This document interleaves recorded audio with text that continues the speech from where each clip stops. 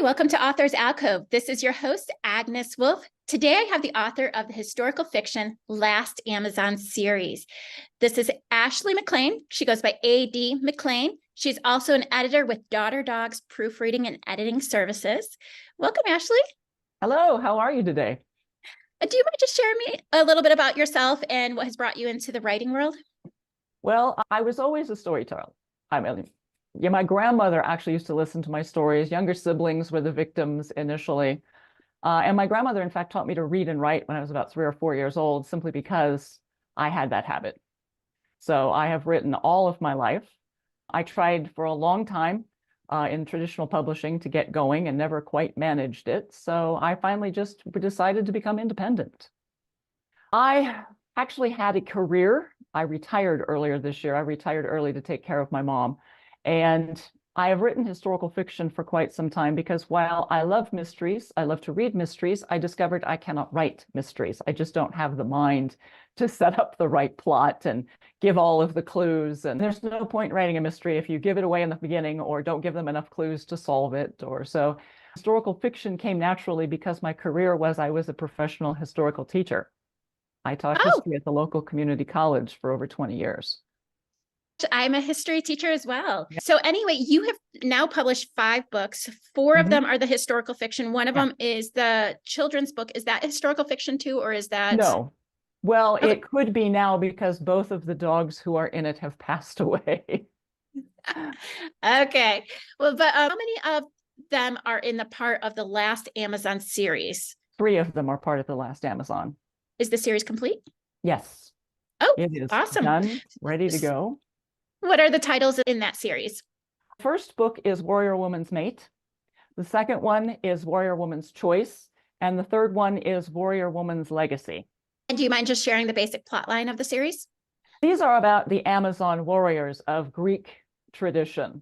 They don't actually exist, so historical fiction might be a little bit of an anomaly. There were women warriors out there, but they, on the whole, are not a separate tribe. They are not their own people. They were Scythians, or I understand that Scythians is more appropriate today. Archaeologically, they find that probably 30 to 40% of the warrior graves are, in fact, housing female skeletons. But Greeks being what they are, they could not imagine a woman carrying weapons. That just wasn't the way they were. Their women stayed at home all the time. So I decided to do this, and I'll explain a little bit more, and started working on it. And the whole idea went up in flames pretty darn quickly. And I ended up with 3 books. They are 3 periods of time. In fact, the first book begins with the main character dying. The books are her memories. And the first one is how she found a mate. Because these are women warriors, of course, there's no real such thing as a marriage. You basically hire a permanent slave or servant to take care of everything for you. Second one, of course, she has young children that she's trying to cope with. And the tribe is beginning to fall apart, which is why it's called The Last Amazon. She's trying to get it into a position where even if it does fall apart, the bloodline will survive because that is what is most important. And then the final book is her children coming of age and how it looks like they are going to keep the tribe going, but it's going to be a different tribe. And just describing a little bit of the setting that you have in the Yes, books. they take place between in Europe, between the mountains, the Carpathians in Hungary, and Urals over in Russia. So mostly on the steppe. In fact, if you really want to know the truth, most of the story tends to take place in what is today the Ukraine. And I think everybody knows where that is these days. Why did you choose that setting? Because that's where the Amazons are. That's where the Greeks knew them to exist. And yes, I know there are rainforests in Brazil, but they actually got the name from the Greek Amazon warriors. So I had to put it there. But what inspired you to write about the Amazons, I guess is what I was actually asking. Well, that has to do a little bit with what I was going to say about plot. But on the whole, I was told that in order to get published, you needed an agent. This was quite some time ago. So on the whole, I decided I would get an agent. And I joined a local writing group, and I went to all of their meetings, and I went to their convention, paid an arm and a leg to be there, by the way. And the basic advice that I got was to get an agent, you needed to write what they called the throwaway novel. Okay. It wasn't necessarily one that you actually expected to publish. Its job was to get you an agent, and you got it by writing a book like the current bestsellers. Okay. And the bestsellers were actually the ones that I checked out and tried to read from the library, full of people you didn't want to spend a lot of time with, in all honesty. So I said, if I have to write a book about people I don't want to spend a lot of time with, I do not like Amazons. I have never liked Amazons. Yeah, they might have been interesting when I was younger, but rather unfortunately, I am 5'11". So I was always called an Amazon, and Oh, I hated it.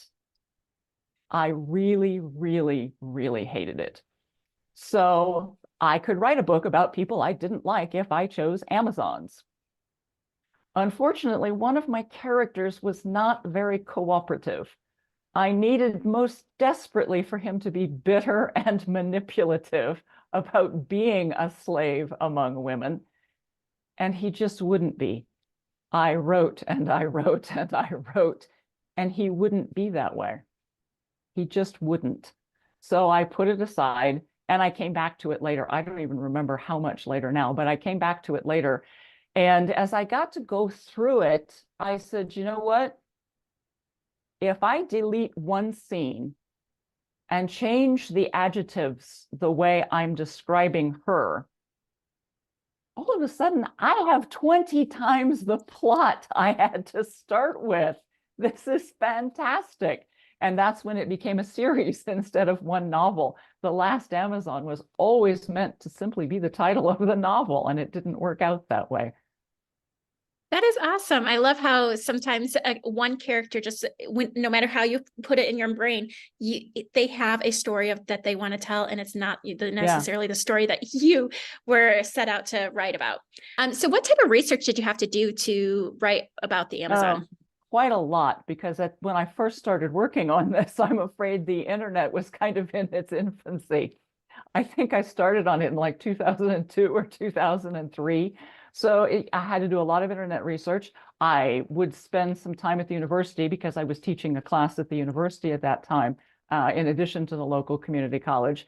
And so I had to go through all of that and really just work it out. But sometimes things fall into your lap like manna from heaven. They started a new channel called Nat Geo on cable, and all of a sudden they had this series called Wild Russia that told me all about the wildlife out there. It's like, that's fantastic. I need this. I need this. So you just really have to pay attention. Today, the internet is fantastic. You may want to stay away from Wikipedia because historically it's a little shaky, but there's lots of stuff out there. I actually sometimes will purposely go to Wikipedia to get my idea going. Yeah. And then I go other places to check to see what's actually true. So I still use Wikipedia. I just don't. It's good for ideas you can use to research. Yes. I always used to tell my students that go there, use none of it, just read it and find some terms, find some names, find something you can sink your teeth into. Yeah, I actually often will go there for articles. So that way I can, because then I can write notes. Okay, I need to research this. I need to research this. It tells me what I need to research. And then I go to valuable, actual sources that will help me. But I wanted to talk a little bit about your character. What is her name and how would you describe her? In The Last Amazon, the main character is Artemisia. Quite simply because there was, in the Greek war against the Persians, there was a very famous general named Artemisia. She was a woman for the Persians, obviously not for the Greeks. So her name was pretty much figured out from the get-go.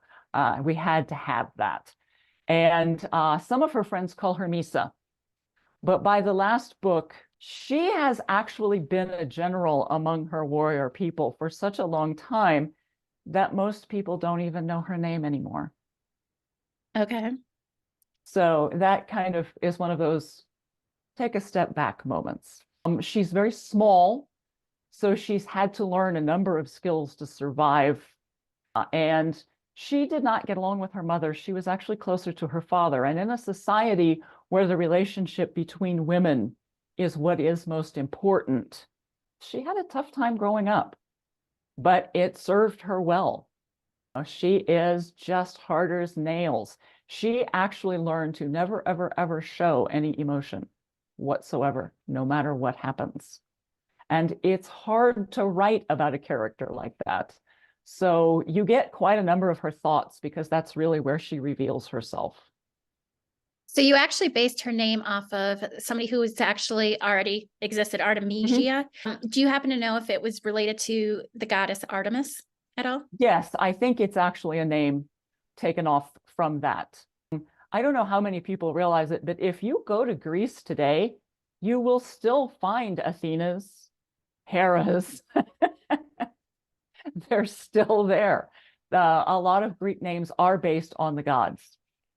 So you do see that. And I'm sure it was meant for her to honor and be someone who was a worshiper. That being said, my Artemisia actually favors Athena because she is the warrior. So you are an editor, so you have a unique perspective on like revising and Mhm. everything. What was your process of editing your own books? Well, some of it has to do with the way I write. I have been around for a while, several decades, more than a handful, shall we say. So the long and the short of it is, I write by hand originally, and I try and get about halfway through before I start putting it in the computer. Yes, my original novels were actually hand typed. Isn't that terrible? But I start putting them in the computer. But by that time, it has been a long time since I've actually read some of the earliest stuff that I wrote. My handwriting tends to be a little difficult under the best of circumstances. So I'm coming to it new at that point. And so that is really my first major rewrite, is just getting it out of handwriting into an electronic form that you can. So that is my first edit. And then after I get the whole thing written, and I don't know about you because I don't know how recently you actually get your history training or whether you were actually trained in education first. I was trained in history first. And one of the things they actually used to teach is if you are getting emotional, put it down. Okay. History cannot use a lot of emotion. That actually makes sense because then you're going to start to change things and you're going to see it. Yeah. You're not going to see it through. One of the things I've always taught my students that we don't look at history through our lens. We look through it at the lens of those that we're Yes. learning from. And we can't do that if we add emotion to it.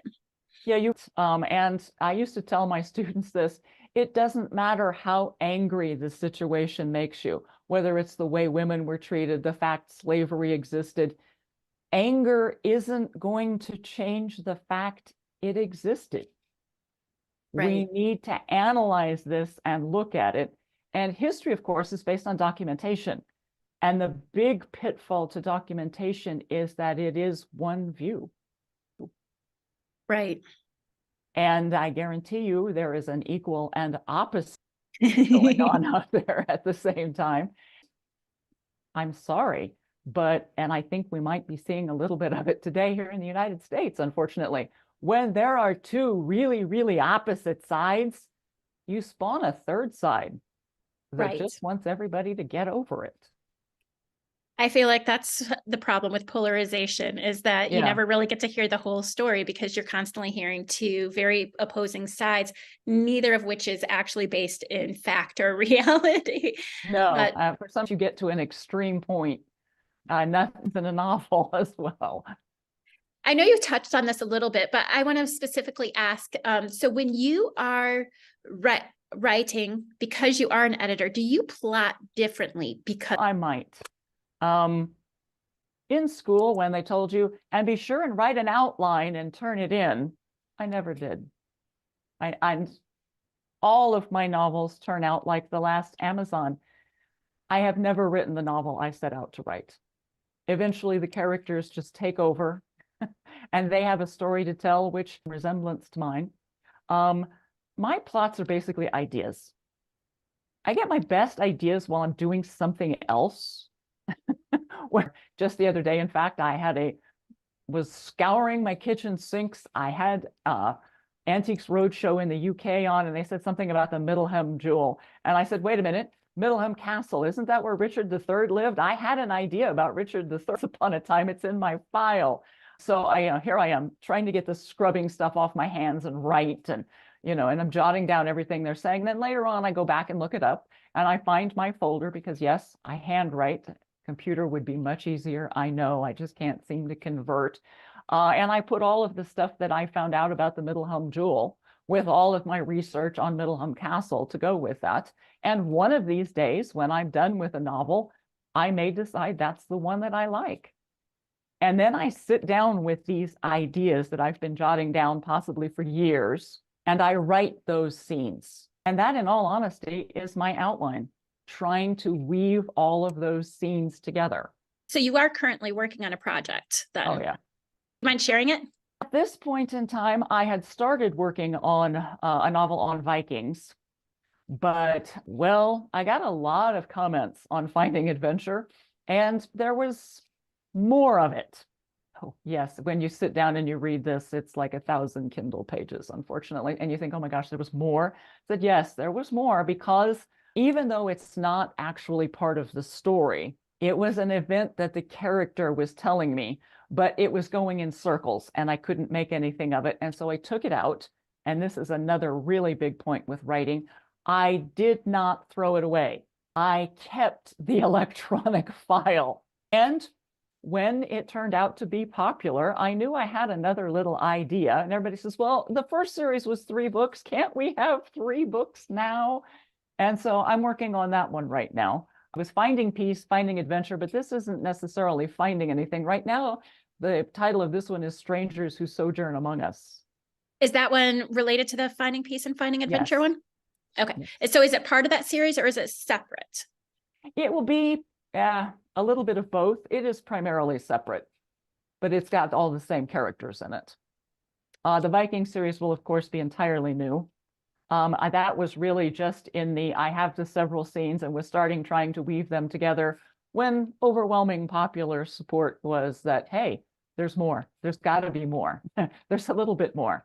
And the main question everybody wanted to know was, at the end of Finding Peace, my main character, who has been an American soldier in the Civil War, leaves the United States. And his parents are not happy about it. His mother is absolutely heartbroken. And everybody wanted to know, well, how did she take it? What happened? Did she ever reconcile herself to it? And so I said, well, sort of. After all, he's not dead. He's just 3,000 miles away at a time where that's a good 2 weeks travel. So I'm working on that one. Awesome. So what books have you drawn inspiration from yourself? Either an author that you just really love or a particular book, a particular series? One of my favorites that I always bring up is Sir Terry Pratchett. Though he passed away in 2015, is still selling books. So that really says something. But I do know that at one point he said that he never knew what he was writing about until after the first draft. I said, yay, because that's the way I write. I'd never heard a professional author admit that. I know a lot of them will say that you don't actually plan a story. You just write the incident report. My husband, he often asks me, what do people say how do they get their inspiration? And I'm like, it's just there, Yeah.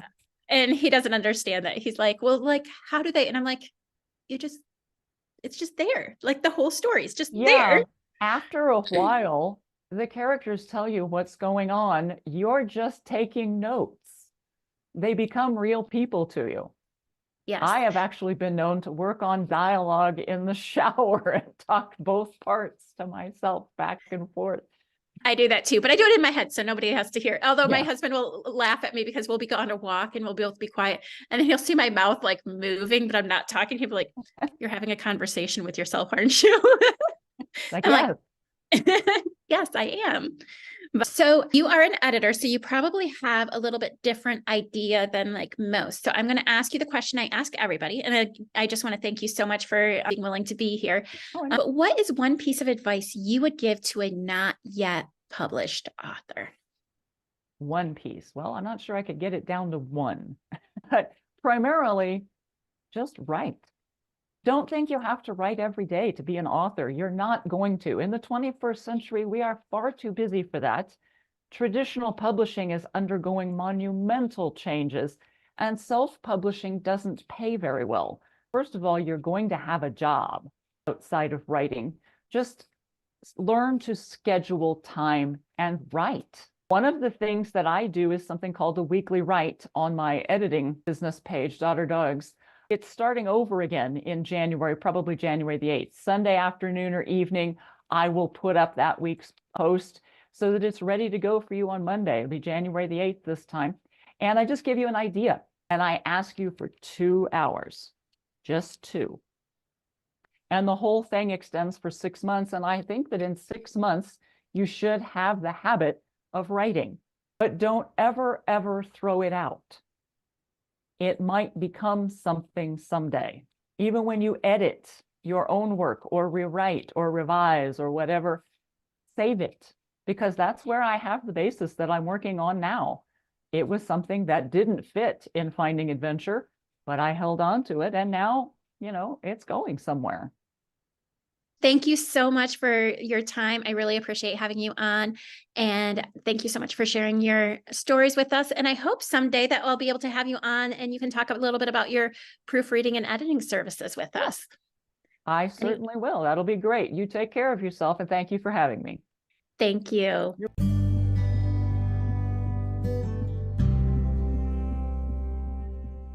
Thank you so much for listening to today's episode of Authors Alcove. We will be back next week on Wednesday, where we will have a writer share yet another piece of work. Also, every other Tuesday, we do learn from experts such as editors, marketing execs, book cover artists, illustrators, and more. If you are interested in being a guest on our show, feel free to go to authorsalcove.com, go to the podcast tab, and then click on Be a Guest. If you're looking for a healed heart, hop on over to our sister podcast, Strength, Love, and Healing with Authors Alcove. You can find that on Spotify and the Apple Podcast. Thank you so much for listening today. Have a great day.